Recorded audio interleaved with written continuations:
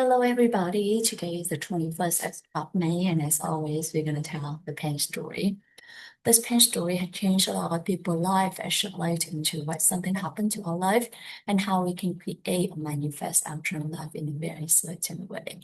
So, are you ready? Let's get started, okay? What is this? It's a pen. What do we use the pen for? To write. Now there's a dog inside the room. I'm gonna wave this in front of the dog. What does the dog do? The dog probably will sniff, lick, or chew this, right? Does the dog see this one as a pen? No. So for the dog, this one is not a pen, but for the human, this one is a pen. So who is correct, the dog or the human? The answer is both are correct.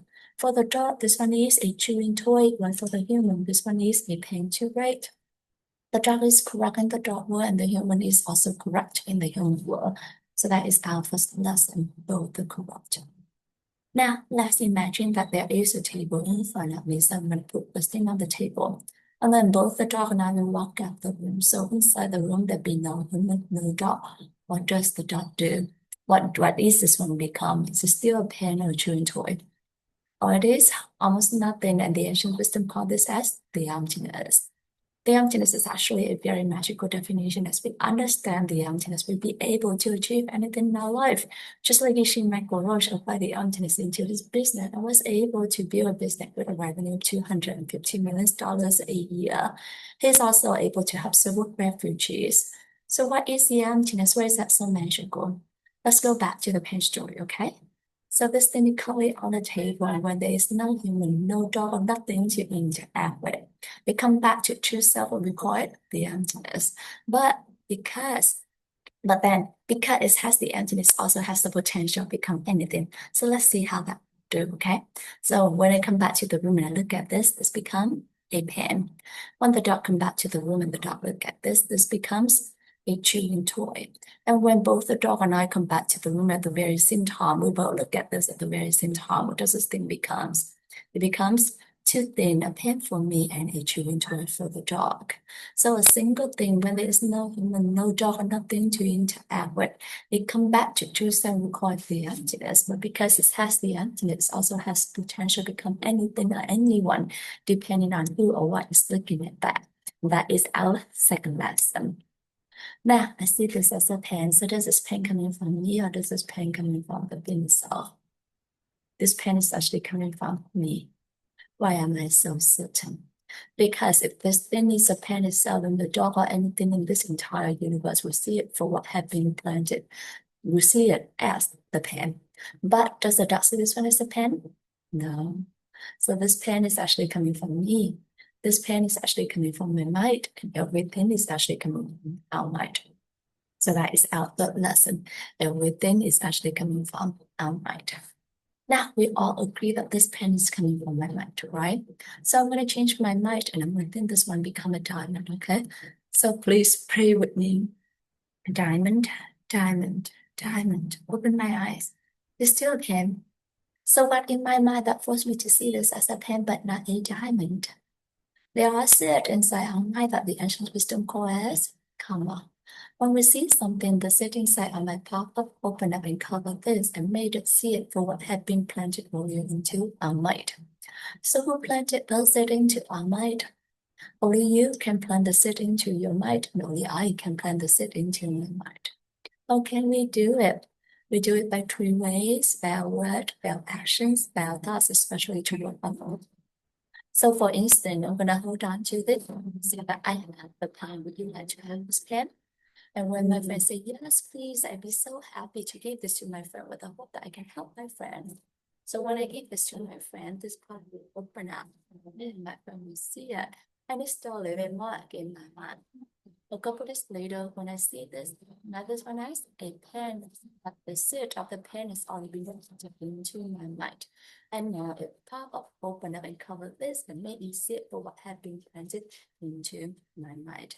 And this is how a pen become a pen, or anything surround us become what and who they are to us. In the pen story, there are several meaningful lessons. Today we went over four different lessons. The first lesson is about the corrupt. So we learn to respect each other's opinion, we learn to respect each other's choices, and we learn to listen to each other with a compassionate heart. And with that, I want to share with you again what Thầy Thích Nhật Hạnh is saying is that, understanding is the root of love, and love is the path, is the direction, is the guide for you to go to enlightenment. And that is what Buddhism is all about, how we practice, all the practitioner for Buddhism is aiming to be enlightened, to be happy, to be happy. And the third and the second lesson is along with the emptiness, we all have limitless potential. So trust your potential, trust the potential of everything or everyone surround you, and whatever happened to you.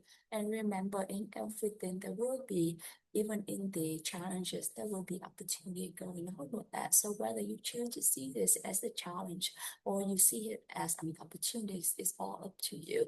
So think about what you want to see, what you want to perceive in yourself, in other people, in other things, or whatever happened to you.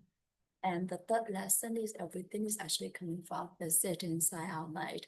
So we'll be 100% responsible to whatever happened to us, and we don't blame anyone, because in the end, the only one who can plant the seed into our mind is only ourselves. And that seed is actually be planted by your word, your action, your thought.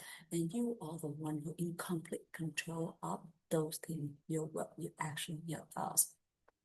And last but not least is the lesson for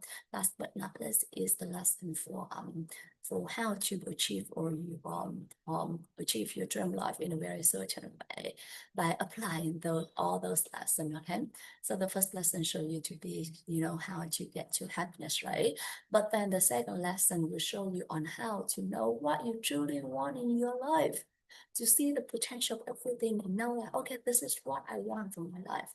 And the third lesson is show you how to achieve those things by using your word, your action, your thoughts. So if you want to have happiness, follow lesson number one, or making other people surround you become happy, or using your word, your action, your thoughts. If you want to have prosperity, then using your word, your action, your thought, plant the prosperity seed, helping other people to get more prosperous. And just like that, whatever that you want, just making sure that you planting those accordingly, okay? And the thing that I would like to share with you all today is that you know what? Recently I've been trying to read the Stoicism, daily Stoicism, that's some daily Stoic quote from like Epictetus, Seneca, Marcus Aurelius. To be honest, prior to this, like 2 or 3 years ago, I was like a totally clueless. I don't know who they are, but nowadays reading about them every single day is really, really enlightened me. And I'm still not at the point that going to look in there who they truly are, what they are following, all that. I have a general idea about what they are, who they are, what they do, and all that.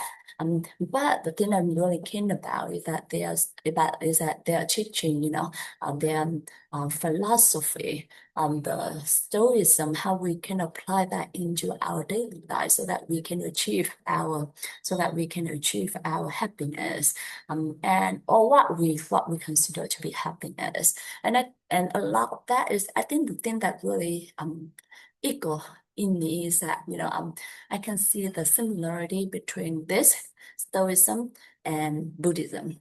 And I think in the end, Christianity, or I think I believe, or even Muslim, I think that in the end, all the religion will help you.